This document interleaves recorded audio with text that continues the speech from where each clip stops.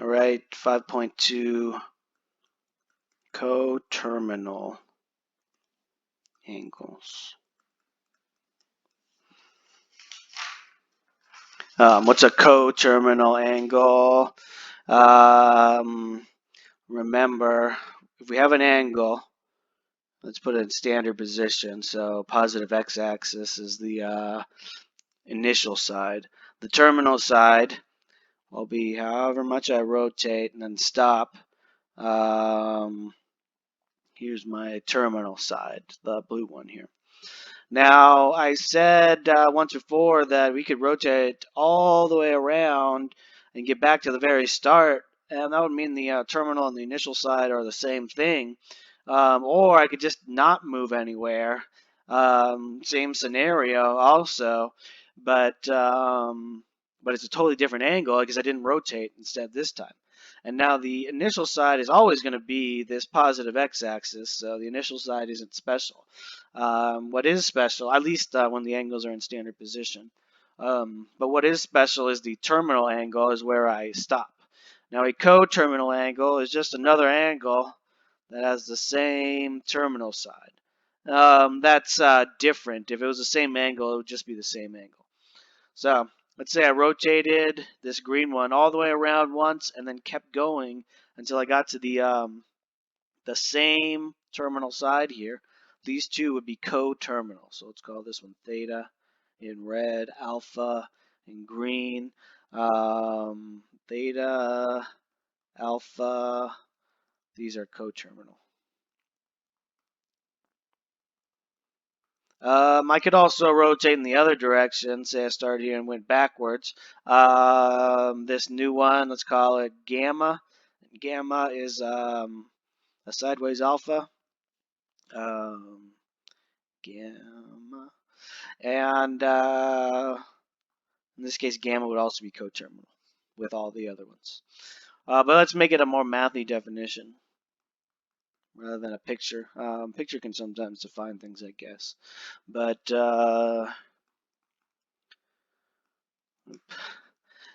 definitions right there. We say two angles in standard position. I'm just going to put that phrase there just because they already have the same initial side, and it's easier to think about standard position anyways. But in standard position,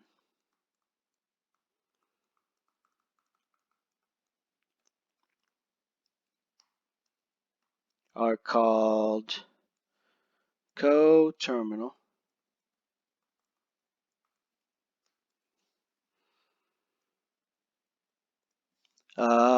If they have the same terminal sides.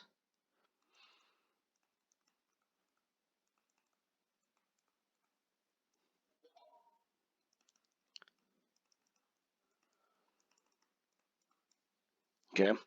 How could I? So I guess we're not really that mathy yet, but how could I make it more of an equation or a formula, really?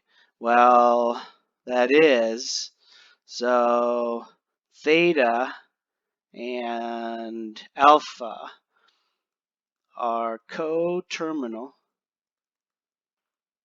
in radians, so I'm using these angles in radians. If, let's say, alpha is actually theta plus, well, so let's say I'm at theta here. I'm on the red one. How do I get this number? Remember, theta is a number in some kind of radians. How do I get theta to turn into an alpha? Well, I'm already here. I just got to go around one more time, and then I basically did exactly what the green did. One full rotation, doesn't matter where I start, actually. If I started at 0, one full rotation would be 2 pi. But if I started at Sorry, we're just doing alpha here. If I started at alpha, sorry, if I started at theta, one full rotation would be theta plus 2 pi. Or theta minus 2 pi, not in this case, I guess, but if I went backwards the other way around, I could get minus 2 pi. Or, who's to say I can't just keep going around and around and around some number of times and then finally stop right there. That's just some number of full rotations. So really it would be theta plus 2 pi times some arbitrary whole number, n. But that number could be negative. We could be subtracting. So it's some arbitrary integer is the point. I guess, again, not in this specific drawing that I drew, but any coterminal angle would be any two coterminal angles, theta and alpha, you could write one as the other plus some multiple of 2 pi. It could be positive, it could be negative, but it's just 2 pi times n or something like that. Usually you write 2n pi. People like to put their pi's at the end for some reason, but it doesn't matter. It's all multiplication. If it was in degrees, let's say gamma, and this one's called a psi. Well, I call it psi. Some people say psi. I don't know which one's right. But this thing, our coterminal. Well, we just got to go some number of rotations. And a full rotation in degrees would be the other one plus 360. But times some arbitrary number, maybe negative, so it's going backwards, but this number of degrees, and I'll put the word degrees in this case. An example. Find a coterminal angle for, let's say, 7 pi over, how about this, 9 pi over 4. So a coterminal angle, the one that's coterminal, maybe I should say to this angle, and our angle will be called theta, where theta is actually between 0 and 360, but we're in radians, so 2 pi. Because if I go too many rotations, really all you need to consider is one rotation. You go around and around again, you're going over the same spots. That gets us into a thing called periodic functions, but we'll get to that later. So how am I going to do this? Well, hopefully this better not be between 0 and 2 pi already, because then that would just be the answer. All I got to do is take my 9 pi over 4, however many rotations it was, and subtract maybe a full rotation and then another full rotation and another full rotation until we're back into 0 to 2 pi. So we'll take 9 pi over 4 and we'll subtract a full rotation. Why am I subtracting a full rotation? It's because this number is nice and positive. I'm pretty sure it's bigger than 0, which means if it's not between 0 and 2 pi, it's going to be larger than 2 pi. So I need to take, let's say, I'm going to full rotation and then stopped here. I would subtract off one full rotation, and if I end up being between 0 and 2 pi, then I'm there. If I am still not between 0 and 2 pi, I might have to subtract off more than one full rotation. So you can think about doing 2 pi or 4 pi or 6 pi, but what I would do is just do 2 pi over and over again until I get to the end. But let's just do common denominator version here. 2 pi is 8 pi over 4. Subtract these two, I get pi over 4. Maybe I don't know if pi over 4 is between 0 and 2 pi. Well, pi is definitely smaller than 2 pi.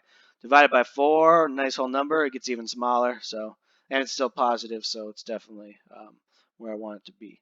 But that's the idea there.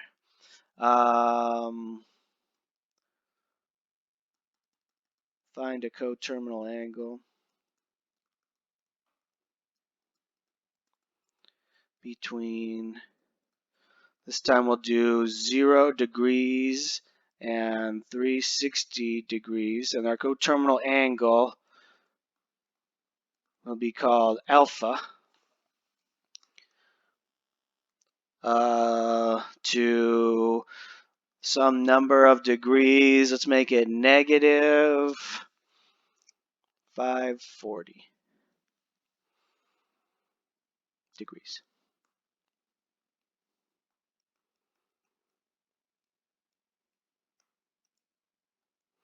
Um, so how do I do this one? This time my number is less than 0, so I'm going to need to add some kind of full rotation until to this number until I get into 0 to 360. So I'll take negative 540. And let's forget about this symbol for now, just to do the math. But I guess I did say you should be very careful, so never mind that. Let's put the symbol in there. And I'm going to add 360 degrees to it. So yeah, when we add negative 540 to positive 360, we get negative 180.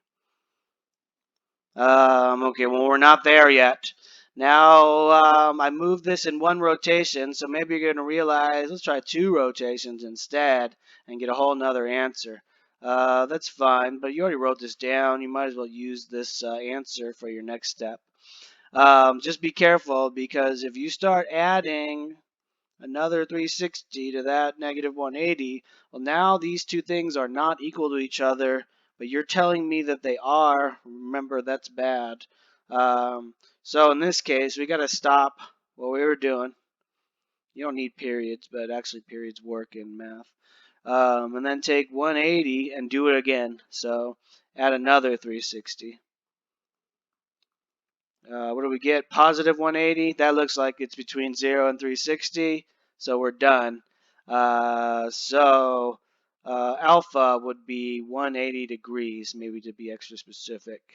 And maybe I should have done that in the first example. Maybe I should say, so theta will equal pi over 4. And I don't need you to box your answers, but it doesn't hurt. Okay, that's it for this subsection.